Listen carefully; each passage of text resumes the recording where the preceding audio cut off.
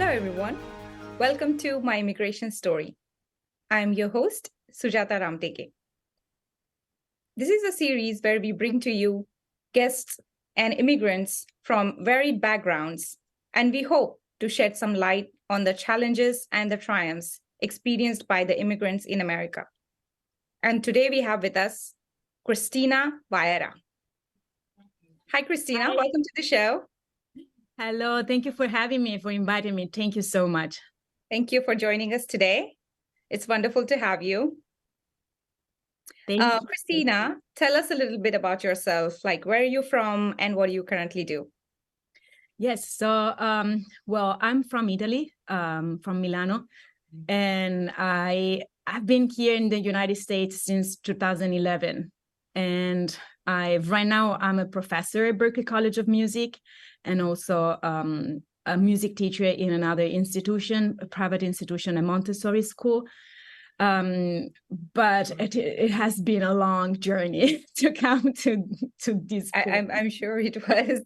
We'll unfold the journey as we go in the show. Yes. How long have you been in US? So in January, it's going to be 13 years. That's long. Yes, it is. It's a long time. So you came around like 2000s? 13 years ago, it was 2011, January 2011. Yeah. Yes. So it was my first semester in Berklee. And I came here in the summer of 2010. And I didn't know I would stay here, honestly. I applied for a scholarship, and it happened that I actually got it. So I talked to my parents, and I told them I want to go in the United States, and they were not very happy about it. So I already had my whole education in Italy. I had a master's degree in music business. I was working at the record label EMI, and I was having a career there, but I was not satisfied. I always wanted to be an artist, and I just wanted this so bad, and I want to have an experience in the United States, like the American dream. And so I came here officially, like moved in 2011, January. The very first week, it was a snowstorm. And it was cold. Yeah. And that very first week, I met my husband. And wow. Yeah, but we were friends. We were very good friends for a while. That was quite fast. Well, I tell you what, we were just friends for about 2 years, and we met during our English test. Imagine that, the international students, they come here, they need to do English tests to see what kind of level they will put you in class. And so we were in the same line, and we would start talking with our broken English, right? And then we became friends, and he's from Mexico, and we graduated in 2013, and we met a lot of international students. And right now, some of these international students are our colleagues. And Jori, I love, who invited me to this beautiful TV show. It's one of those people coming from Japan. And so there are many stories. Now, some of them are chairs at the Berklee College of Music. Some of them are winning Grammys. So it has been a very good journey and development. But sorry, go ahead. No, go ahead. Ask me questions. Otherwise, I would talk forever. What visa did you come in on when you came first time to US? Yeah, good question. So I came with a F1 visa, which is the student visa. Yeah, the student visa. Then once you graduate, you can apply for like a professional practicum, and it lasts 1 year. And then I applied for the famous artist visa, which is basically a very difficult visa to get. They give it to artists that are active in their country and also in the United States. And thank God I had some articles talking about my work before I was at the semifinal of the talent show X Factor in Italy, the semifinal auditions. So I had a lot of things that I did in my country, and when I was here, my husband and I, we founded a company, a production company, and we started to work with lots of artists. Some of them were I don't know, Grammy nominee professors from Berkeley. Others were artists that were, just getting into the industry. So we started in that way. We started by building our own career, and there was not a path. There's not such a path. What was the visa called, for our viewers to kind of understand what it is called? Yeah, so it's called O1B, Alien with Extraordinary Abilities. So that's the legal name. And we did a total of 5 artist visas with my husband and I. So it was, as you can imagine, a lot of money because those costs and long years. Is it very difficult to move from F1 to this O1 visa? Well, so it has like a percentage of I don't know what's the percentage right now, but a lot of our friends didn't get it, unfortunately, and they needed to come back to their countries. For us, it was good enough. Like we could have good material to prove both for past work and the current work. We were blessed. My husband and I, we work on the soundtrack of a film that was commissioned by the Vatican, and it was such a blessing. And my husband composed the film score, and I did the songwriting, and we did music videos, and it was very successful. So we collected this material, but it was quite difficult. The first time you get it, then it's easier to renew it. I believe really the first step is the biggest one. And how many years do you have to renew the visa? After how many years? Good question. So the visa lasts 3 years. The funny thing is that my husband and I, we were not together. So I wasn't applying it, and after a year he needed to apply, and after 2 years I needed to apply, and it was like, oh my goodness, saving money. It was really a struggle, as you can imagine. So this went on for years, and then finally one day, after 9 years of having artist visa, O1B visa, we talked with a friend from Berkeley, and he told us, I applied for the green card with this attorney from Boston, and they helped me to prepare the whole portfolio, and it was very successful. So I worked with them, and I can share you the contact. And then we talked with the lawyer, and they analyze all the profile, all the artist visas that we did in the past. And they say, guys, I think you both have a strong profile. We should apply it. But in the meantime, my husband applied, and I was renewing the O1B visa because they told us, you're not going to have enough time. Your artist visa is expiring, and if you don't get it, you need to come back in your country. The green card, it can take up to 1 year and more to get it. So I needed to renew that. So he applied and applied for me too.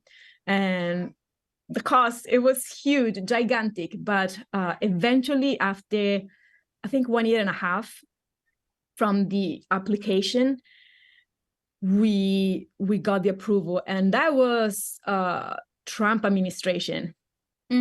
So it was not easy. Yeah, it was not as easy, but we got it. And I think it was May 2021. So it was right after the COVID situation. It was everything was delayed also in the government. There was a delay because they were having, people. Yeah, it was a lot of delays in the general administration. So, but eventually we got it. So currently you're on a green card status, right? We are on a green card. And we are basically waiting to apply for citizenship now. Oh, good. Long journey. Yeah.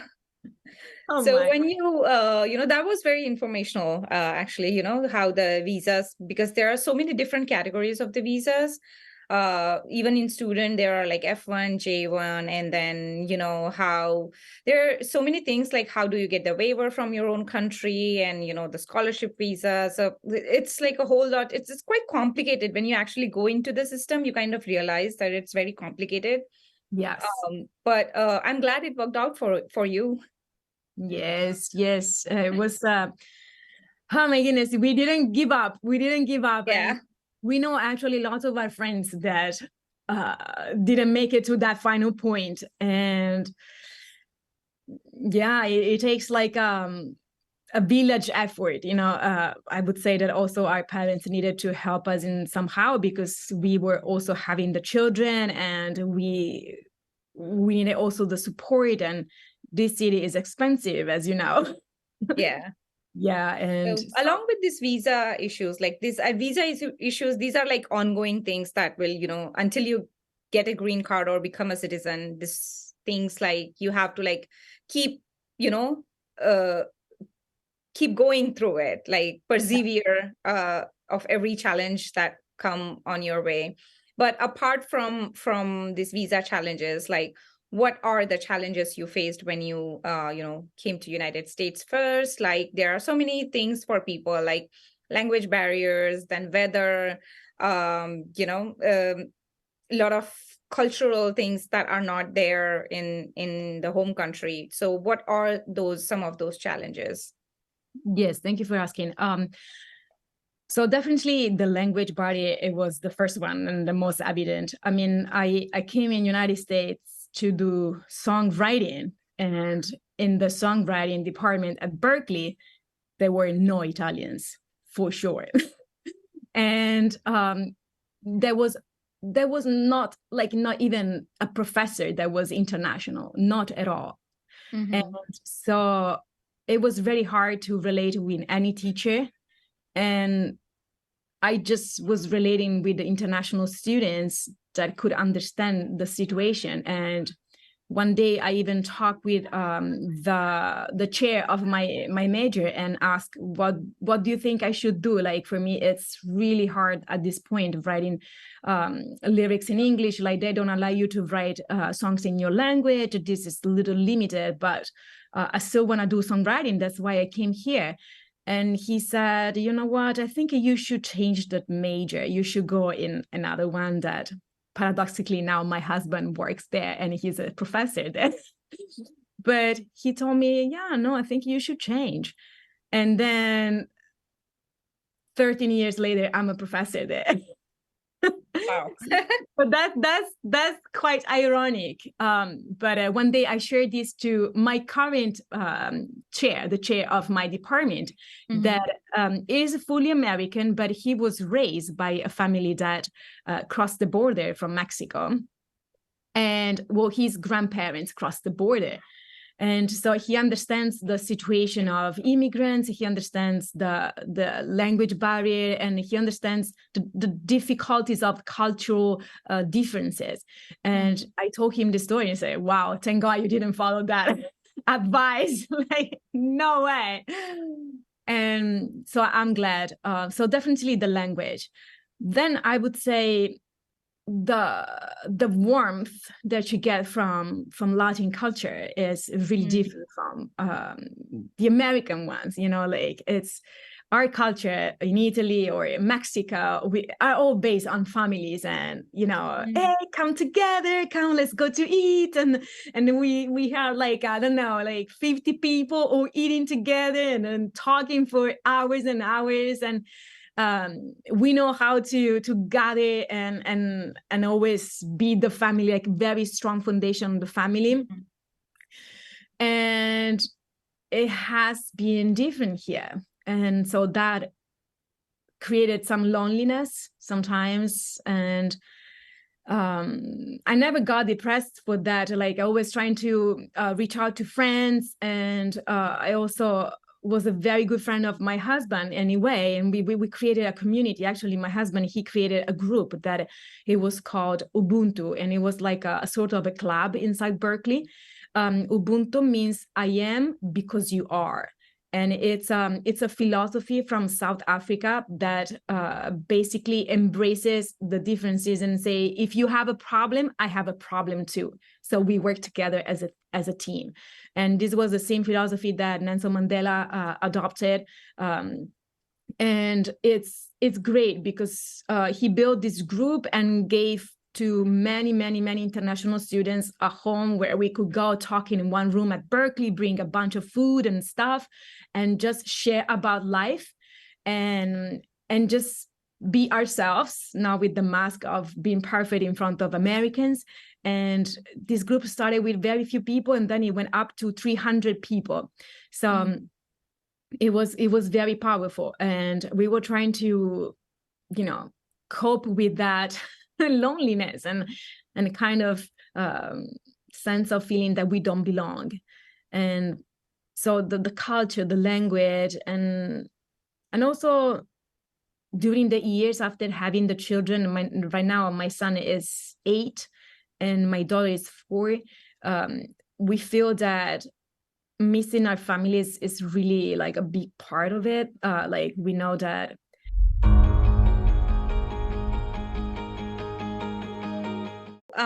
Christina, tell us about, you were talking about, feeling lonely and, not having that support group. But your husband, made this group and, made everyone come together. How was that? Like, how did that form, and how did it go forward from there? Yeah.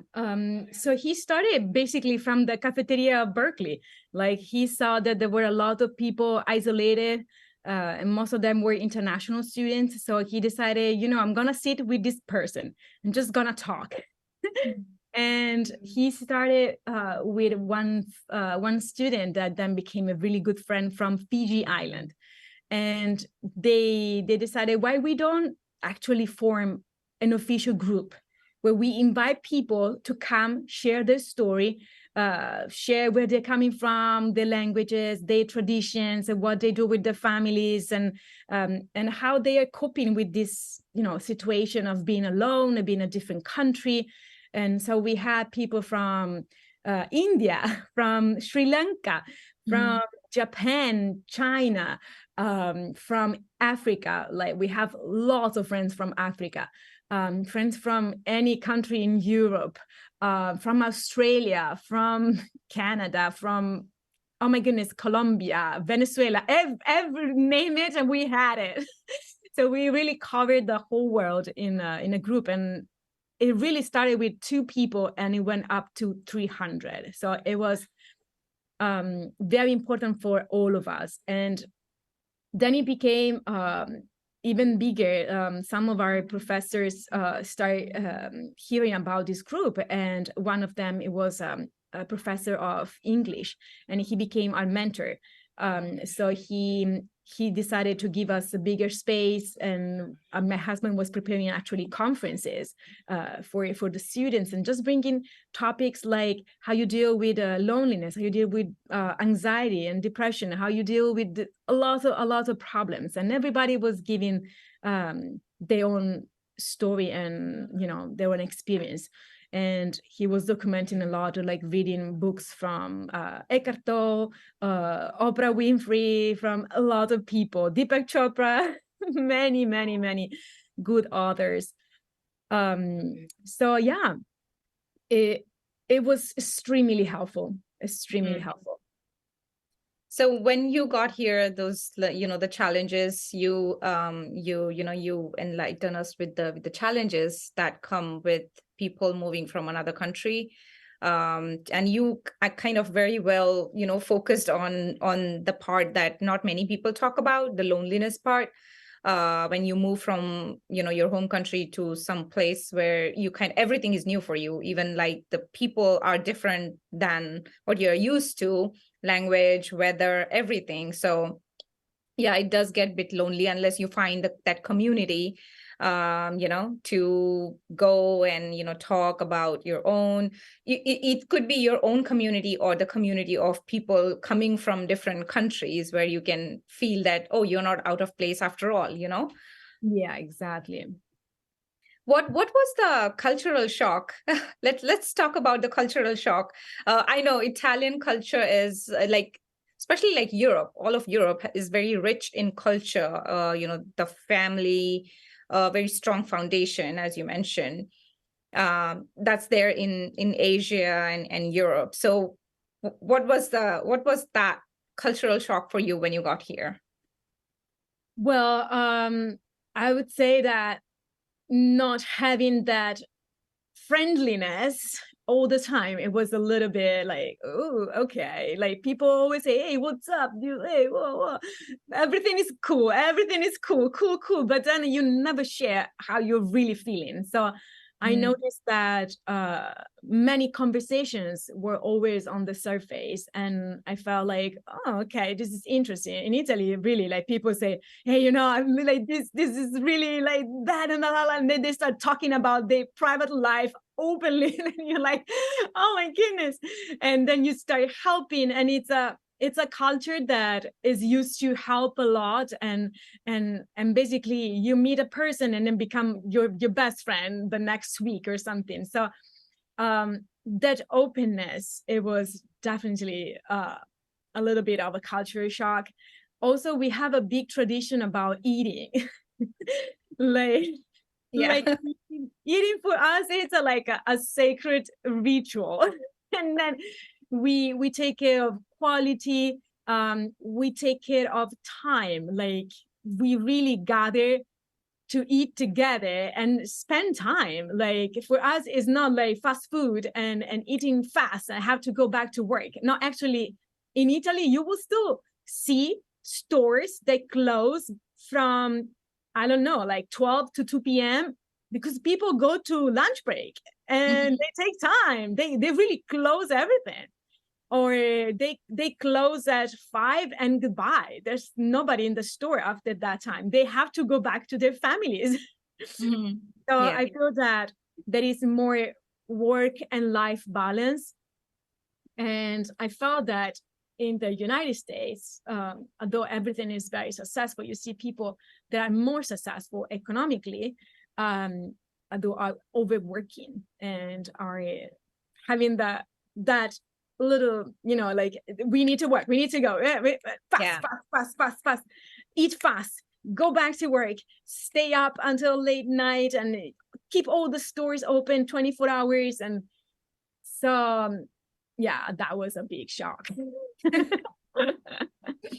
On the flip side, what were some of the like social taboos that you have in Italy that you don't see here? You see more freer, more independent, more freedom overall, like in general. What kind of some of those things that you have in Italy that you don't see here, which you are thankful for?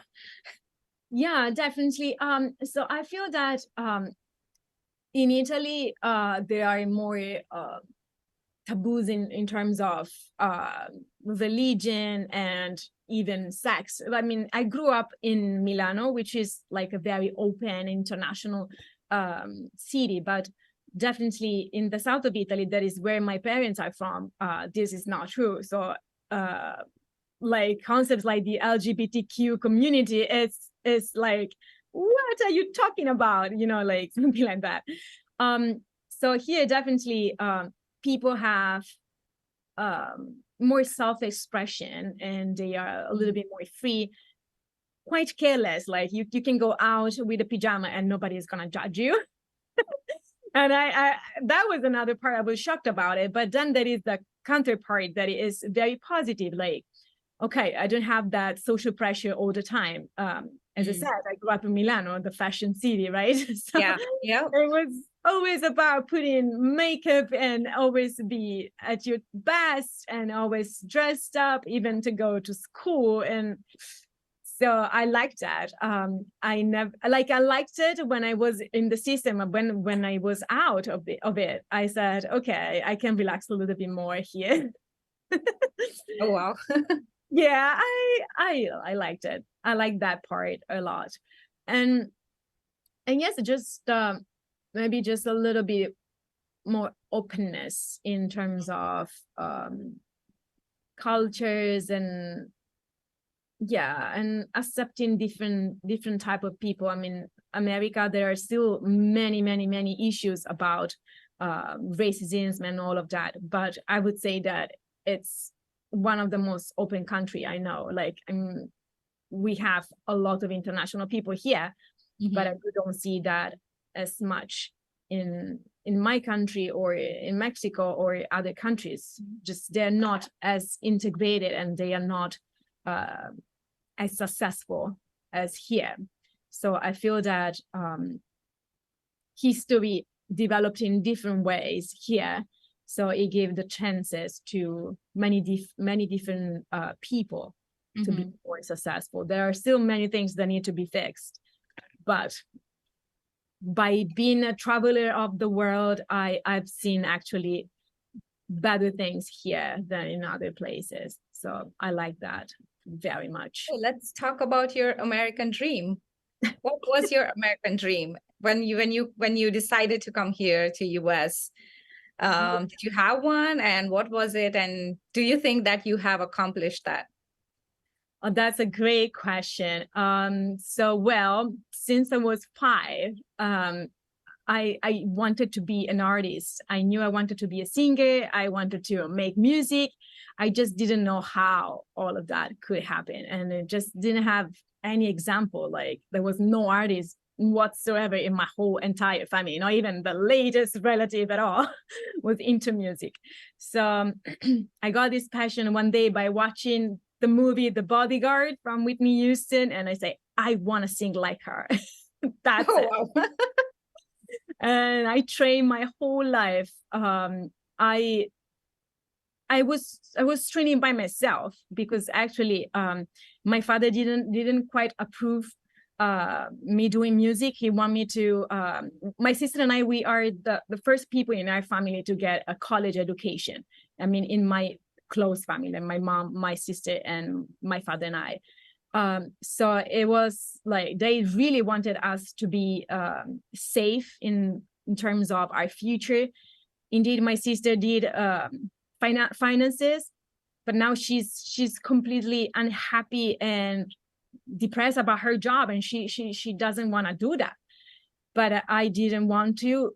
But somehow I needed to make my father happy because he was the one sponsoring my education. So I came up with the compromise of studying music business. Oh wow, that's creative. Yeah. It was probably the only way I could just move around. And but in the meantime, I asked my parents to do music classes. So at the age of 16, I started singing lessons. But the first year I had to do it like hiding from my father because he just didn't approve. So my mother said, "Okay, let's do it, but I'm gonna pay them, and you don't say anything to your father, otherwise he's gonna get super mad." And so it was hard, but eventually I met a producer and we produced some music together, and some of my songs won national competitions in Italy. And I was on several national radios, in some TV shows. I made it to the semifinals of X Factor for the auditions. So it was a process. And when I came here, I said, I want to continue my artistic dream. And it's happening because it's not, I can't say it's done. I actually came here. It's still in process. That's what we would say. Your American dream is still in process. It's still in process. My husband and I, we form a band and we produce some music together. They got recognition by the United Nations. We got several awards, but having the kids and having 2 jobs each, it's quite hard. So yeah, it's still an American dream in work in progress. So Christina, would you like to say a few things in Italian to our viewers, some inspiring things they can take from this show? Yes, of course. So you want me to say in Italian, right? Ok. Bene, non mollate mai, abbiate fiducia e quando porti avanti un'idea non lasciarti abbattere dagli ostacoli, vai sempre avanti e non mollare mai. Christina, it was so good to talk to you. We enjoyed knowing your story. I'm very sure your viewers will enjoy it too. We discussed quite a lot about your visa, so it was quite educational. Very informative. So thank you so much for joining our show and being here with us, and letting us know your story, opening up here with us, telling us about your American dream. Thank you so much for coming on our show. Thank you so much, Sujata, for having me, and thank you everybody from the production. Thank you so much. Thank you. Thank you everyone for watching my immigration story. I am your host, Sujata Ramteke. You can watch this show on local channels or on our website, fcatv.org. I'll see you next time.